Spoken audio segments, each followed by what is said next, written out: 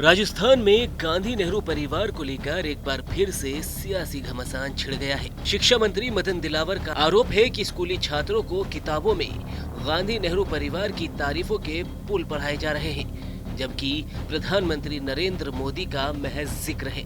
शिक्षा मंत्री मदन दिलावर ने किताब को पढ़ाने से साफ इनकार कर दिया है, तो वहीं बीजेपी के पूर्व अध्यक्ष सतीश पूनिया ने भी कांग्रेस पर इतिहास को एक तरफा लिखने का आरोप लगाया।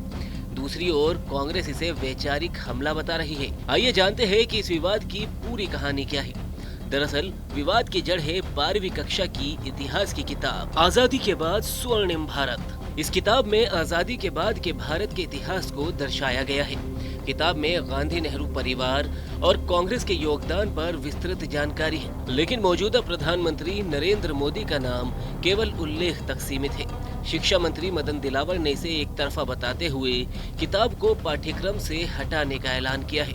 उनके मुताबिक ये किताब कांग्रेस की गाथा गाती है और ऐतिहासिक निष्पक्षता को ठेस पहुंचाती है। सुनिए उनका पूरा बयान। देखो, जिन्होंने इस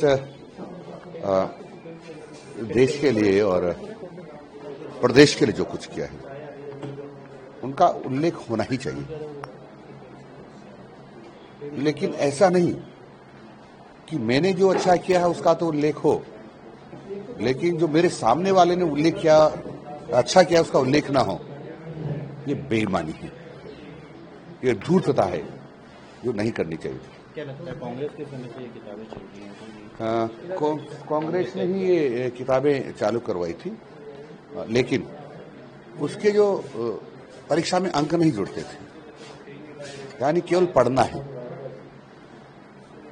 तो जो बच्चों को जो पढ़ाई जाती है उसका जो परीक्षा में अंक नहीं जुड़े उसका कोई अर्थ भी नहीं होता है।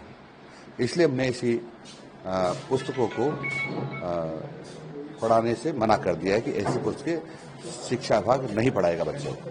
क्या कंटेंट है जो पढ़ाया जाना चाहिए बच्चों को? देखो, पढ़ाने की तो इतनी सारी बातें कि वो शब्दों में नहीं कही जा सकती, एक शब्द में नहीं कहा जा सकती। वहीं बीजेपी के पूर्व प्रदेश अध्यक्ष रहे सतीश पूनिया ने भी इस मुद्दे पर कांग्रेस को आड़े हाथों लिया। उनका कहना है कि कांग्रेस ने हमेशा इतिहास को एक परिवार के इर्द गिर्द लिखवाया, जिससे निष्पक्षता भंग हुई।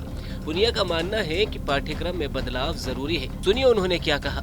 पाठ्यक्रमों में भी केवल एक परिवार का, एक पार्टी का, एक विचार का गुणगान, क्योंकि लिखने वाले वही थे, लिखवाने वाले वही थे, बांटने वाले वही थे, और इसलिए इस देश में ये संकट बहुत अरसे से रहा है।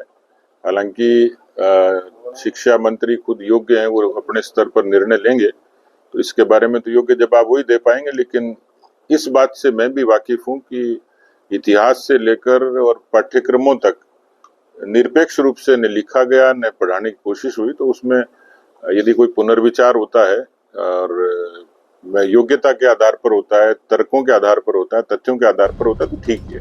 उधर कांग्रेस ने इस कदम को शिक्षा व्यवस्था पर वैचारिक हमला करार दिया है। कांग्रेस नेता प्रताप सिंह खाचरियावास का कहना है कि यह किताब बीजेपी सरकार की अनुमति से ही छपी है और इसमें सशक्त भारत के निर्माण के महानायकों का योगदान बताया गया है, और अगर ऐसा ही है तो 1.5 साल सरकार को हो चुका है, उन्होंने क्यों अब तक सिलेबस में बदलाव नहीं किया। इसमें ये कह रहे हैं कि साहब 1.5 वर्ष से क्या गट्टे खेल रहे थे क्या मदन दिलावर जी? राजस्थान में 1.5 वर्ष से आपकी सरकार है, हमने मना नहीं किया। आप पाठ्यक्रम बदल सकते हो, लेकिन आप लोगों का मन नहीं बदल सकते।